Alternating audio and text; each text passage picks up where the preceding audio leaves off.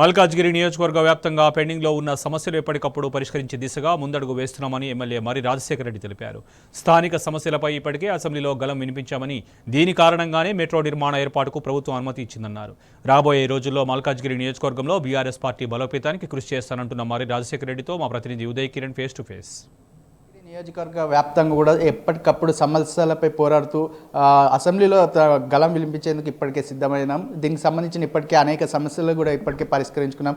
దీంతో పాటు మెట్రో రావడం పట్ల కూడా ఇక్కడ ప్రజలందరూ కూడా సంతోషిస్తున్న పరిస్థితి కనిపిస్తూ ఉందని చెప్పేసి ఎమ్మెల్యే మరి రాజశేఖర రెడ్డి తెలుపుతున్నారు. ప్రస్తుతం మనతో పాటు ఉన్నారు, వారి మాటల్లో తెలుసుకున్నాం. అన్న, స్థానికంగా ముఖ్యంగా ఈ సమస్యలపై ఇప్పటికే అసెంబ్లీలో లేవనెత్తిన పరిస్థితి కనిపిస్తూ ఉంది. ఇక్కడ ఉన్న స్థానిక సమస్యలు ఎట్లా ఉన్నాయి, వాటిని మీరు ఏ విధంగా పరిష్కరిస్తారు?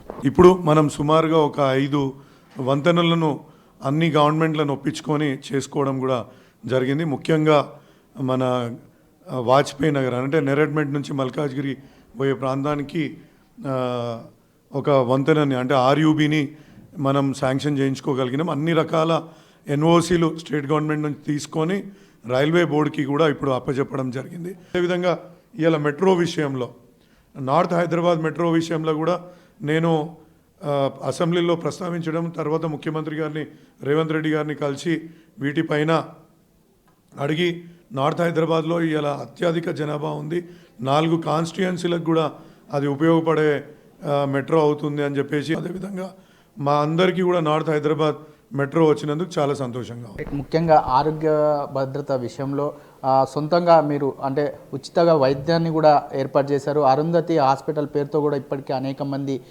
రోగులకు కూడా ఉచిత వైద్యాన్ని అందించారు. అక్కడ ఉన్న వచ్చే వారి నుంచి ఎలాంటి రెస్పాన్స్ వస్తుంది? చాలా అద్భుతంగా ఉందండి. తెలంగాణ వ్యాప్తంగా అక్కడికి రోగులు వస్తున్నారు. సుమారు 1000 మంది రోజు ఓపీ పేషెంట్లు, సుమారు ఒక 15 సర్జరీలు ప్రతిరోజు చేస్తున్నాం. మేము ఎక్కడ కూడా అడ్వర్టైజ్ చేయట్లేదు.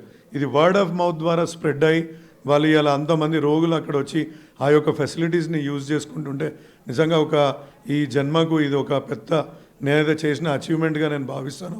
పార్టీ పరంగా బీఆర్ఎస్ పార్టీని ఎలా బలోపేతం చేయబోతున్నారు? రాబోయే రోజుల్లో కూడా ప్రభుత్వంపై ఎలా పోరాడబోతున్నారు? ఇలా సమస్యలపైన స్పందించకుండా ప్రభుత్వం పైన డెఫినెట్గా పోరాటం చేశాను. మల్కాజ్గిరి ప్రజల కోసం ఏ పోరాటానికైనా సిద్ధంగా ఉన్నాను.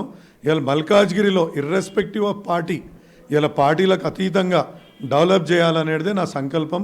దానికి అన్ని రకాలుగా అడ్వైజులు మా వర్కింగ్ ప్రెసిడెంట్ కేటీఆర్ గారిది, మా హరీష్ రావు గారి అడ్వైస్ తీసుకుంటూ ఏ విధంగా ప్రజాక్షేత్రంలో ముందుకెళ్లాలా, ఏ విధంగా వాళ్ళ అడ్వైస్ తీసుకుంటూ ఇలా ప్రజలకు మంచి చేయాలనే సంకల్పం వాళ్ళు. ఎందుకంటే ఎక్స్పీరియన్స్డ్ ఎమ్మెల్యేలు వాళ్ళు ఇంతకుముందు మంత్రులుగా కూడా చేసిండ్రు కాబట్టి వాళ్ళ యొక్క అడ్వైస్ తీసుకుంటూ ముందుకెళ్తున్నారు.